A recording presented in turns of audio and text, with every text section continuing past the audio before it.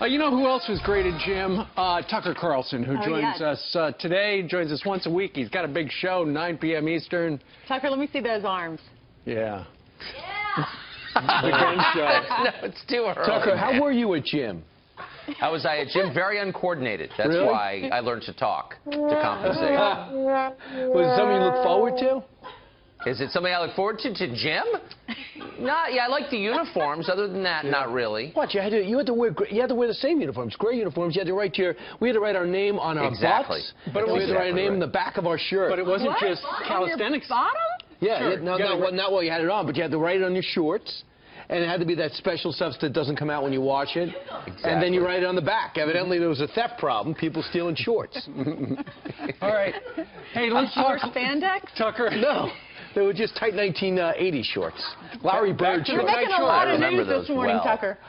Tucker, the New York Daily News today talks about wave of fear, talks about the immigration raids, and they're making it seem like the immigration agents are going door to door, trying to take everybody back to Mexico or wherever they came from if they're in the country illegally.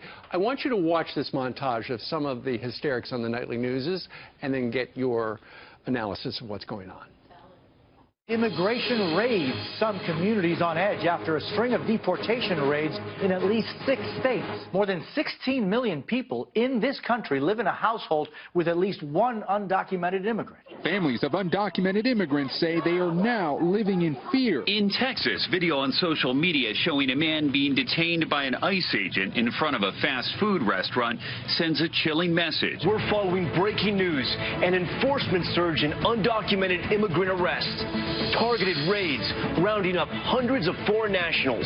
Is the new administration behind the latest crackdown? A stern warning to all 11 million undocumented living in the United States, most of them law-abiding and paying taxes and working, that they're no longer safe to stay here. Well, what do you think about the chilling message where Donald Trump is doing what he said he was going to do out on the campaign trail? I love that. I just love the little editorials posing as news segments on these channels. Look, it's not even clear that these are the result of orders given by the president. Maybe they are, maybe they aren't. They will be if he follows through on what he's promised to do, and I think he probably will. But just some context. So during the Obama administration, over 8 years, that administration deported about 2 million illegal aliens from this country. The majority of those were people with felony records. So like in the last year, I think they deported something like 170,000 in 1 year. In the last 5 days in California, part of the reason for this hysteria, ICE arrested 165 people. 165. So that's the crackdown. Yeah. But the bigger question is, what is the argument? Are they saying that people who are here, illegal aliens with felony records, have a moral right to stay here? Okay. Because why? And that it's somehow immoral for the United States government to try and make them go back to their country of origin? I mean, is that what they're saying? They don't bother to make that argument, to articulate it. Instead, they just suggest that this is somehow fascist or scary or communities are living in fear unjustifiably.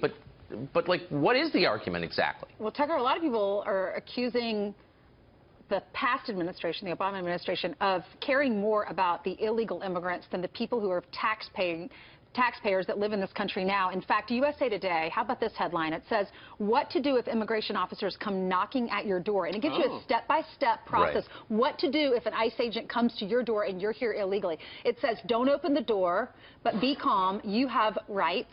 If they do not have a warrant signed by a judge, you may refuse to let them in. And if they force their way in, don't resist. Tell everyone in the residence to remain silent. Interesting. Now, I read USA Today a lot, and I mean, it's news you can use. It's helpful stuff, and I'm waiting for the piece on how I can get away with tax evasion. I mean, are they going to explain that? Or my kids buying beer legally with fake IDs? Are they going to tell them, you know, kind of how to get past the liquor store owner? I mean, like, what is this? To assign a crime as morally acceptable because it's politically acceptable is dangerous. I mean, look, if the editorial board at USA Today or, you know, its overnight news editor thinks that being here illegally and being convicted of a felony shouldn't be a crime, then, okay, tell us why. But to counsel openly, like, ways to resist the law passed by Congress is a little bit weird. Well, what about the reaction to all this stuff comes into protests? I mean, we're professional protesters now. You got New York, you got Minneapolis, you got Mexico City, you have North San Francisco, you got the uproars at the Jason Chaffetz events and the Sensenbrenner events. Right. Everyone's just screaming about everything. Are you worried this is going to get out of control? Yes, I am. And, I think, again, it's good, and this is why we have elections, and sometimes they need to shock the system. You need to awaken people, reignite debates that we really should be having. What you don't want to do is break the system. So things can get out of control. I believe in protests, obviously. I believe in having the counter view. I offer up one for a living. But, if you move from a debate into things like violence, then things can spiral out of control. So, yeah, I think it's a legitimate concern. But let me just restate the obvious, which is these are deportations of people convicted of crimes, of felonies. And so does the United States have a right to do that or doesn't it? I don't think any sober person can test the right of the U.S. government to say, you committed a felony, you have to leave. Like, why is that unfair? It's fair. Surely. Tucker, we know you love to watch television as well, because in addition to being on it. Last night on CBS, they hosted the annual Grammy Awards. And there were a number of people who came out, including the host himself, James Corden, who bashed Donald Trump. But there was a very brave young woman who's a singer-songwriter, Joy Vila. There she is in her Make America Great Again dress that literally had a Trump train on it. Her sales of her songs went through the roof on Amazon, and then that's when the death threats started, where people just couldn't believe she would make a pro-Trump statement. What do you think of that? How many awards shows are there? I know Brian keeps track of this. It seems like every week Hollywood is awarding itself. I only look forward to the People's Choice Awards, because I'm one of the people. People's Choice. We really need some journalism into who awards these awards and on the basis of what criteria. My sense is a lot of them are deeply corrupt. Just throwing that out there.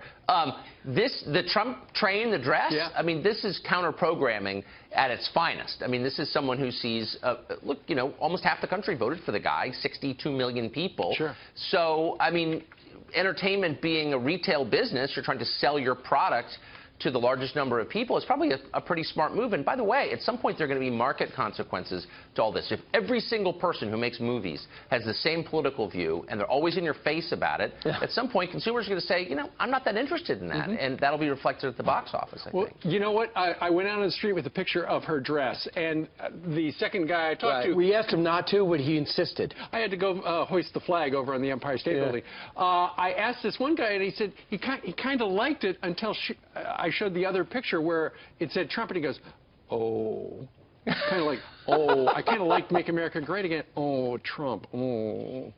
You know what? I'm just kind of happy with keeping political statements off my clothing, just in general. On either side. I have strong political views, but you don't see them reflected on my blazer this morning, for example. Tucker, we went on the Twitter account of the designer. His name's Andre Soriano, and he is definitely pro-Trump and supports the military. And he's an immigrant as well. We called him up. He's going to join us at 8:30 today, so we'll get to interview him. Oh, I'm going right to my office. What do you think we should ask him? I think you should say, why, what have your sales been like? Why are you doing this? And by the way, you're an immigrant and a designer. Are you even allowed to have these political views? Is that legal? Right. Shouldn't you be like everybody else and join the herd and just sort of nod in a bovine way and agree with all your compatriots? Tucker, I watch your show every night, and I don't see any of the cooking segment or exercise segments you love so much. Why not? Those are off camera. We do a lot. Yeah, we have a little prep station off omelets, like whatever, and then obviously we're doing Pilates. Oh, really?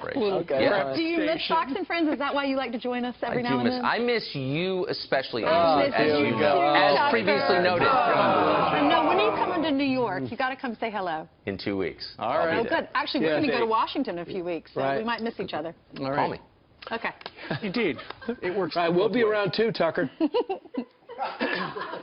Should we invite him, Tucker? That's okay. Good crickets. He's still giggling. All right, Tucker, we're going to be watching you tonight in... Congratulations on the success of your show. 13 hours. Thanks, Ainsley. Yeah, See you, Steve. See you, Brian.